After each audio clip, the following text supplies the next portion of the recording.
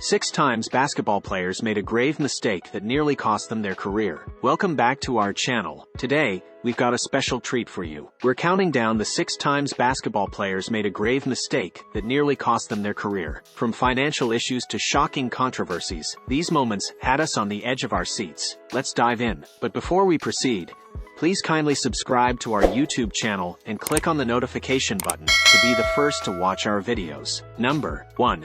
Kobe Bryant's legal case. At number 1, we can't forget Kobe Bryant's legal case. His career faced its biggest challenge outside the court. Kobe Bryant, on July 18, 2003, faced a sexual assault case when the news media reported that the sheriff's office in Eagle, Colorado, had arrested professional basketball player Kobe Bryant in connection with an investigation of a sexual assault complaint filed by a 19-year-old hotel employee. Bryant had checked into the lodge and spa at Cordillera, a hotel in Edwards, Colorado, on June 30th, in advance of having surgery near there on July 2nd under Richard Stedman. The woman accused Bryant of raping her in his hotel room on July 1st. She filed a police report, and authorities questioned Bryant about bruising on the accuser's neck. Bryant admitted to a sexual encounter with his accuser, but insisted the sex was consensual. The case was dropped after Bryant's accuser refused to testify in the case. This could have ended Kobe's career, but he bounced back, although now late. R.I.P. Kobe Bryant. Number 2.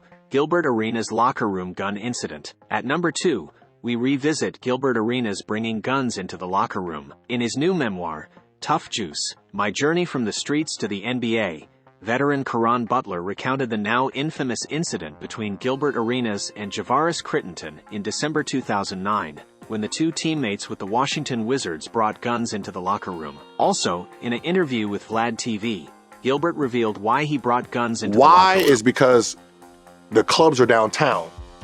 The gym is downtown. So the chances of us getting stopped with a gun is high. You know, back then there was really no security guards like that. So what players will do, they'll drive from home, drive to the arena, put their guns in the locker room, go to the club, and then go from the club to the arena, get their guns, they go back home. After the incident, former NBA Commissioner David Stern suspended both players for the remainder of the 2009 season. Arenas and Crittenton later pled guilty to misdemeanor weapons charges and were sentenced to probation. This mistake nearly ended Gilbert's promising career. Number 3. Latrell Sprewell's chokehold. Number 3 takes us back to Latrell Sprewell's infamous chokehold incident on his coach. It's a miracle he came back from that. Sprewell chokehold incident dated way back 1997-98 season. The player unexpectedly attacked his coach, Carlesimo, on December 1st, after the coach yelled at Sprewell to make crisper passes. Sprewell responded by telling Carlesimo he wasn't in the mood for criticism, and warned the coach to keep his distance. When Carlesimo approached, Sprewell threatened to kill him before dragging him to the ground by his throat. Sprewell kept his hands on Carlesimo's throat for 10 to 15 seconds before the other players tore him away. Sprewell returned to the court about 20 minutes later and punched Carlesimo, landing a glancing blow before again being dragged away. The Warriors suspended Sprewell for 10 days, but changed course the next day and voided the remaining 3 years and $23.7 million left on his contract. In the spring of 1998, after his punishment had been reduced, Sprewell sued the Warriors and the NBA for the $6.4 million he would lose in salary. After Sprewell's reinstatement, the Warriors traded him to the Knicks for John Starks, Chris Mills, and Terry Cummings in January 1999. Number 4. Delonte West mental health struggles. At number 4, we discussed Delonte West's battle with mental health issues. This dark period almost ended his journey in the NBA. Delonte West was once a great player in the NBA, who played a solid role for the Cleveland Cavaliers, but he has publicly struggled with bipolar disorder for years. Although his struggle was once treated as a joke under the light of media, some people make fun of his situation, almost like people don't realize that they are laughing at someone who is struggling. Basketball, you know, for some it is just something to do. For me, it was a lifestyle growing up in the DMV, District of Columbia, Maryland, Virginia region. West told ABC News in April in a rare basketball. For some, it's just something to do. For me, it's been a lifestyle. You know, living a life with mental illness, they call it. I like to say mental superpowers. Basketball always was my escape. West, who was diagnosed with bipolar disorder in 2008, said, "Living a life of mental illness, they call it.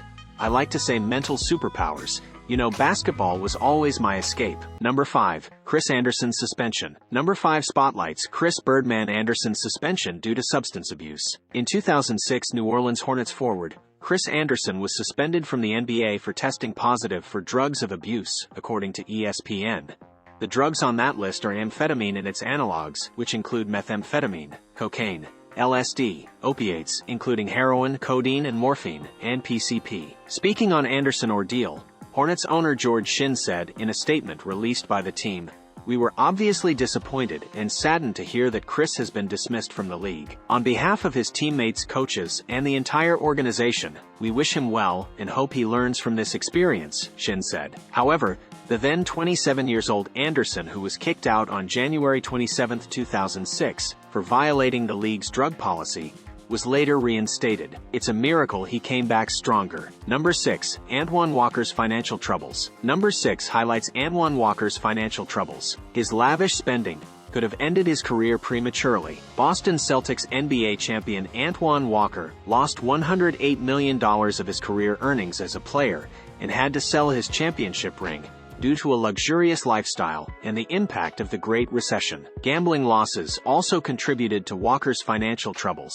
Speaking on what led to financial troubles, Walker told CNBC News, "I came into the league at 19 years old.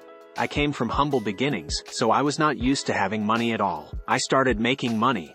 I didn't understand the concept of a dollar. I also picked up some aggressive spending habits, spending on cars, clothes, and jewelry, as well as helping family and friends. The rest of my money was lost in real estate investing when the market tanked after the Great Recession." Walker, who was also addicted to gambling, was forced to pay almost $1 million to several casinos to settle his debts. Walker's story is particularly sad, as his money was entirely frittered away on pointless purchases. That led him to declare bankruptcy in 2010. 2.5 years later, he had bounced back. Today, he helps others avoid the money issues he's overcome. Alright guys, if you're here, that means you have watched the full video. These 6 moments serve as a reminder that even the greatest basketball players are not immune to mistakes. It's how they bounce back that truly defines their legacy. Don't forget to hit that like button, subscribe, and ring the notification bell to stay updated on all things basketball. Thanks for watching, and we'll see you next time on Storyville 75.